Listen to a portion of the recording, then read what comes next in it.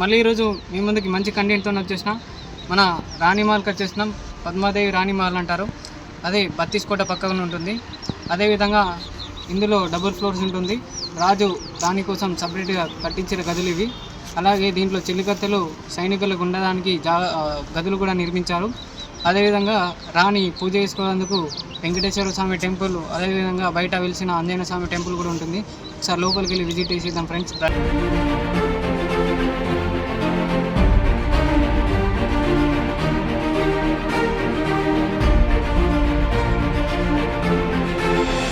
Friends, ఇక లోపల స్వరంగ మార్గం ఉంది.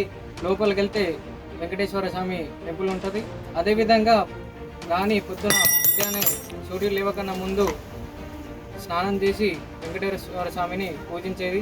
ఒకసారి వెళ్ళి చూసిద్దాం.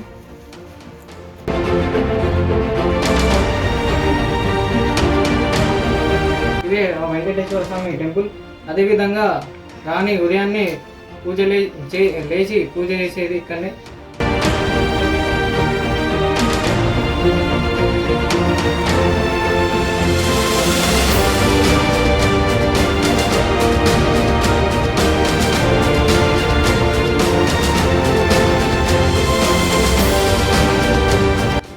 ఫ్రెండ్స్, ఇవి పాత పురాణమైన విగ్రహాలు. అక్కడ పక్కన విష్ణుమూర్తి, అదేవిధంగా పక్కన దేవి.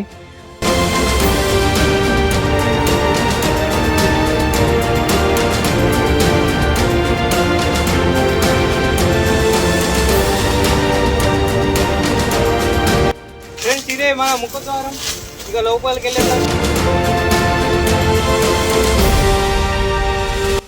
ఇది మన ముఖద్వారం. ఇక్కడ నుంచి లోపలికి వెళ్ళేవారు. చూడండి ఫ్రెండ్స్, మొత్తం రాయితో నిర్మించారు. అదేవిధంగా మనం లోపలికి వెళ్ళేద్దాం.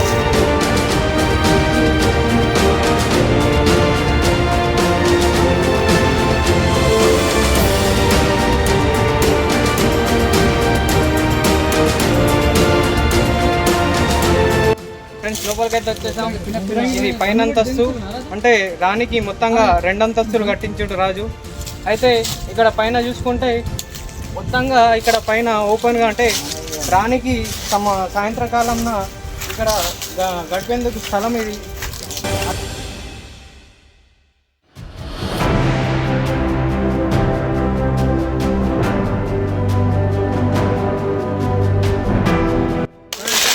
ఇక్కడ నుంచి చూస్తే మన బత్తీస్గా అనిపిస్తుంది. అదేవిధంగా ఇంతకుముందు లాస్ట్ వీడియోలో చెప్పాను, రాజులు ఎలా కట్టించారంటే కోటల్ని ఒక కోట నుంచి ఇంకొక కోట కనిపించే విధంగా కట్టారు.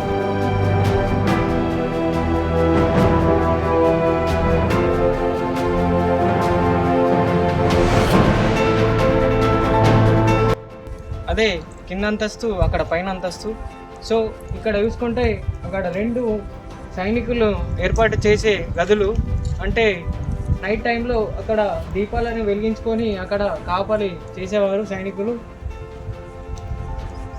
అదేవిధంగా లోపలికి వెళ్తే మనం ఇక్కడ రాణికి సంబంధించిన పూజ గది, అలాగే పడక గది మరియు చెలికత్తెలకు గది. ఇది మరి సైనికుల నివాసము. ఇక్కడనే నైట్ అంతా సైనికులు దీపాలు పెట్టుకొని ఉండేవారు. అలాగే ఇది ఇంకొక ద్వారము. ఇక్కడ జొన్న పెట్టేసి, అంటే ఎవరు వచ్చినా బద్దలు కొట్టకుండా కాపరిగా ఉంటుండే. ఇక్కడ కూడా సైనికులు ఉండేవారు. అదేవిధంగా ఇక్కడనే ఈ లోపలనే దీపాలు పెట్టుకునేవారు. చూడండి,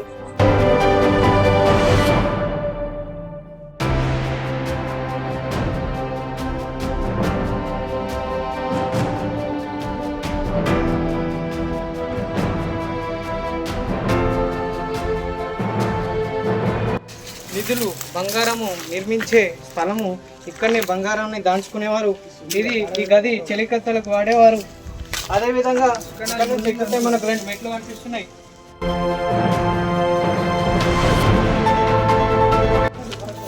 మరియు ఇది రాణికి మంచి గది నిర్మించాడు రాజు. ఒంటరిగా ఇక్కడ రాణి సమయం స్పెండ్ చేస్తుంది.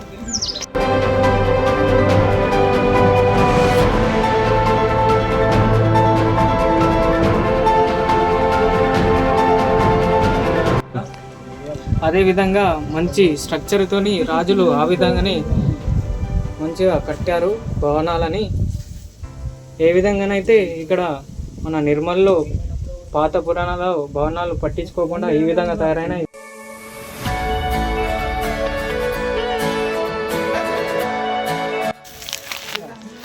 ఇక్కడనే రాణి వాళ్ళ కుటుంబ పరిహార సమావేశంలో ఇక్కడ మీటింగ్ హాల్ నిర్వహించాడు రాజు, కానీ ఇప్పుడు ధ్వంసం అయిపోయింది. ఇక్కడనే రాణి వాళ్ళ కుటుంబ సభ్యులతో మీటింగ్ పెట్టేది.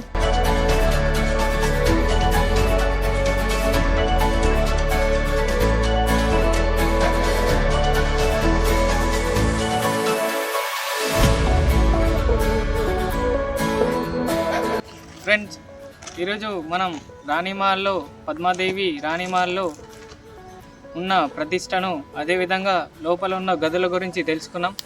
అదేవిధంగా మరింత మంచి కంటెంట్తో మీ ముందుకు వస్తా. అలాగే మీ సపోర్టు మాకు ఎల్లప్పుడూ ఉండాలని అందరూ ఛానల్ని సబ్స్క్రైబ్ చేసుకోండి, లైక్ చేయండి, షేర్ చేయండి, సపోర్ట్ చేయండి. Thank you.